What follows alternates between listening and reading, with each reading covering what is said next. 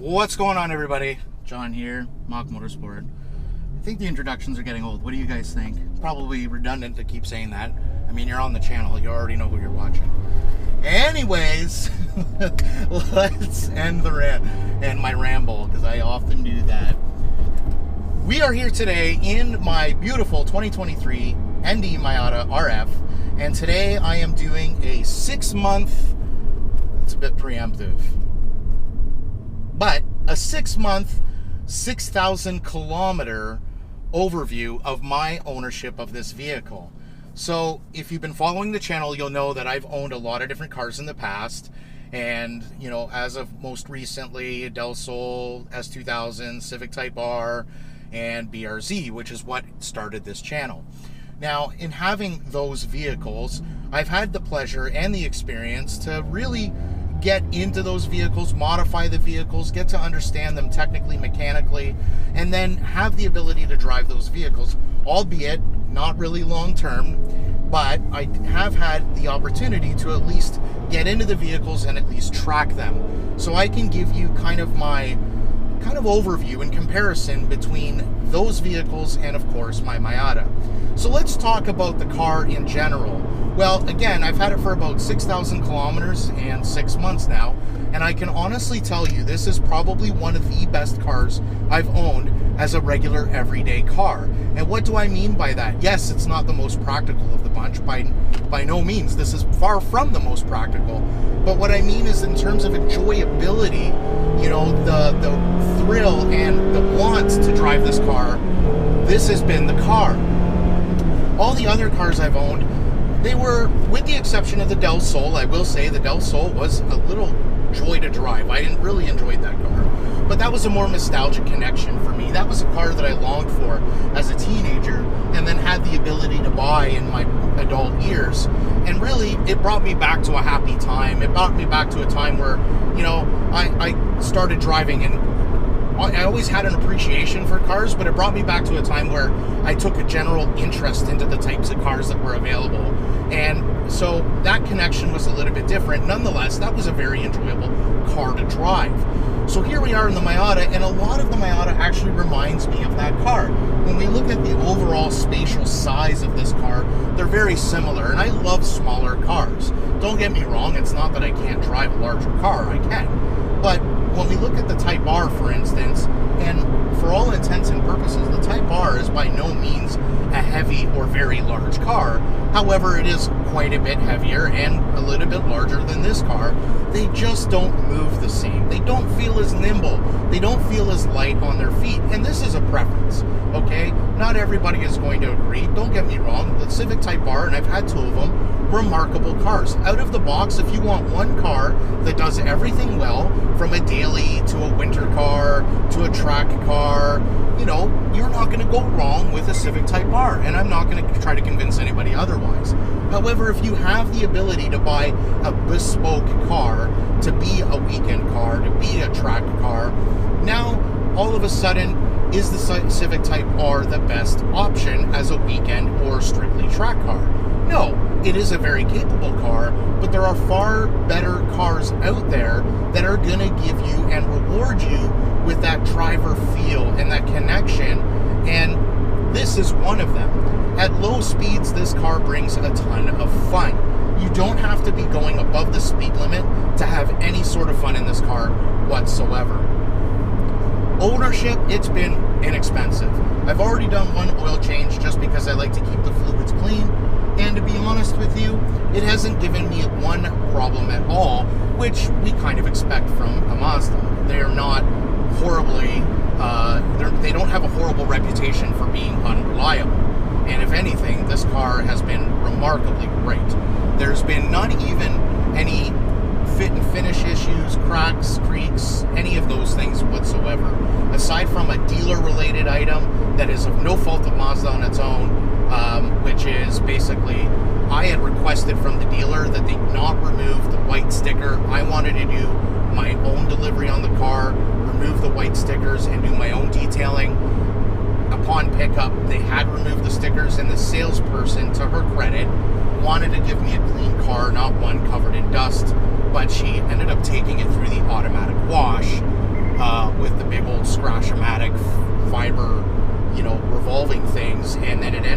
scuffing the rear bumper pretty bad. Now, I wasn't really going to make a big deal out of it. What were they going to do? Repaint the bumper? I don't want them to repaint it. They're just going to get some inexpensive dude to blend in the bumper, and I'm not going to go through that. So I decided I would look after it on my own. I'll, either get it, paint corrected, buffed out, whatever the case may be, but I'm certainly not going to have them do it on their dime, because they're going to do it the most cost-effective way possible. But outside of that, it's been a terrific car. I had one incident in the car where I did hit, unfortunately here in where I live in Hamilton, a fairly large crater, and it did dent one of my BBS wheels, and I'm currently in talks with the city of Hamilton to repair that at no charge to me. So I'm hoping, with any luck, they're just going to write me a check and then I'll get that looked after. So I've since put on the Koenig Hypergrams along with some sticky Advan 809s, and I am enjoying this car. Other than that, it is 100% bone stock. I have taken this to the track, and to my amazement, this vehicle is actually remarkably capable at the track in bone stock form, with the exception of some tires, because the provided tires, the Bridgestone S001s, they don't really offer any adhesion whatsoever. They're great to slide around in, but they're certainly not a great track tire. So with these new wheels and the Advan 809s, the car is really planted to the track. And even on bone stock pads, this car has done remarkably well. Like, I am super impressed. There was never a moment where I felt like I couldn't predict what the car was going to do. It stuck to the track no matter how hard I would throw it into turn 1 at TMP. It never gave me any sort of trauma whatsoever. Now, the car rolls. That is an inherent, I guess, quality in the stock suspension, and according to Mazda, it's what gives it its playfulness. However, most reviewers have said that it is a bit annoying, and I will add to that. I don't think it's necessary. However, I do see how the stock suspension with its rolling does lend to active camber, which is naturally going to give you more angle, give you a little more camber going into those corners. So it does work. It's just annoying. Once you get used to it and get it working to your advantage, then you're on a whole different level, and this car really does shine, and you can get away with it. I will be honest, I have contemplated about competing in my local time attack series in bone stock form. Why not? Let's give it a try. Worst that's going to happen is, I'm not going to place very well. Best case scenario, I'm going to do all right, and the car actually handles. Like, it does okay. It sticks to the ground. It's not the ideal scenario, but it could be a competitive car for at least a season. All right, in closing, by now, most of you who have been following me for a bit would know that I start to get a little tired of the cars that I own and contemplate about getting something else. And I will admit, there's been a lot of temptation from some declining car prices. However, I keep coming back to this saying, why? Why would I get rid of this? It is far too fun. The consumables are inexpensive. Like, it's cheap to own this car. It's cheap to modify this car. It is a fantastic platform for someone who's looking for an economical roadster that's great on gas, that's reliable, and that is inexpensive to modify or to replace any components, any of the consumables. You're not going to beat this car for that value. Overall, I think the ND Miata, specifically the ND2, is a absolute value for its dollar. I love this car. No lie. And I know you've heard me say that about other cars in the past. However, there's a very good chance this one is going to hang around for a lot longer than some of the other ones. Sure, I may buy something else in addition to this, but at the same time, I can't see myself getting rid of this car. What are my gripes? Well, in retrospect, in a way, I wish I bought the convertible rag top version, not the hard top retractable roof. And the reason I say that is because the convertible or the rag top has many options when it comes to a roll bar. I have been unable to compete with this car in my local time attack series because I need to have a roll bar. Even though it's got a hard retractable roof, it's still considered a convertible. Now, I have been able to go out for lapping days, which is great, but I haven't been able to compete with the car. So I'm currently looking into some options in terms of getting a roll bar that allows the roof to still operate. And as of right now, one of the only production pieces available, which is available through Flying Miata, is basically a roll bar that renders this hard top useless. And I don't want to get rid of the ability to use this top. It's part of why I bought this car. I want to bring the top down, and I'm enjoying the top down. I've owned 3 S2000s, 2 of which had hard tops that I never removed. And here I find myself putting the top down on this on more than one occasion, and I really am starting to enjoy that. So I don't really want to lose that functionality. Plus, for the foreseeable future, this is not going to be a hardcore track car. It really is going to be my weekend racer. So I think if you're in the market for an ND or an ND2, you definitely want to consider getting the soft top over the RF if you plan to track the car, because you have available options in terms of a roll bar without limiting your ability to use the roof. Whereas right now, I'm looking at a custom fabricated unit in order to make it happen. And I know it's out there, and I've been in the forums, and I know, thanks to one of the forum members, Chase Espinoza, who actually had a fabricator create him a copy of the German-made SPS bar, and it works, and the functionality of the roof remains. And if I can get that done, listen up guys, if I can get that done, I will certainly make a batch of them and make them readily available for anyone who is interested. Because I have tried reaching out to the fabricator who made Chases down in California, and I have yet to hear back from Nate Fab. So anyways, and, you know, not that he's ever watching this, but Nate, if you're watching this, please respond. I'd love to just order it from you and even order a couple.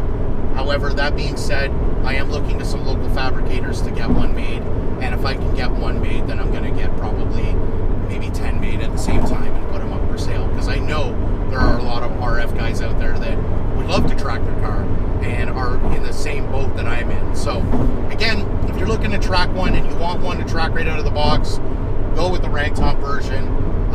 If you absolutely love the look of the RF, which is what I love the look of it, which is why I went this way. And I debated when I bought this car, I went back and forth between the ragtop version and the RF, and I was so torn because I think depending on the angle, they both present different qualities, different aesthetic qualities. But ultimately, at the end of the day, I really love kind of the almost like coupe Jaguar-esque look that this car has from its profile, and that 3/4 view from the rear really gets me. And I really love the look of the RF, and I do like the added insulation of the hardtop roof. So that's kind of why I went this way. However, now kind of, you know, 6 months into ownership, having had been a full year out of racing and not being able to race because of the roll bar situation, in some ways I was like, oh, maybe I should have went with the rag top. However, again, I'm committed to what I've already have and the look of this car, so I certainly don't mind going through the trouble of getting the fabricated roll bar. And besides, I'm sure it's going to cost me more in the long run to get something like that done, but if by me doing it can lend to the community and now bring another available option to the Miata community, I'd love to be able to do that for everyone. So anyways, that's it. That's my video, guys. I hope you enjoyed the video. Stay tuned. I do have a lot that I've purchased for the vehicle. A lot of mods, suspension, tuning stuff, oh man, you name it. Aero stuff that I will be putting on this car at some point. But in the meantime, keep watching, keep following, like and subscribe. And as always, I appreciate your support. We'll see you in the next one.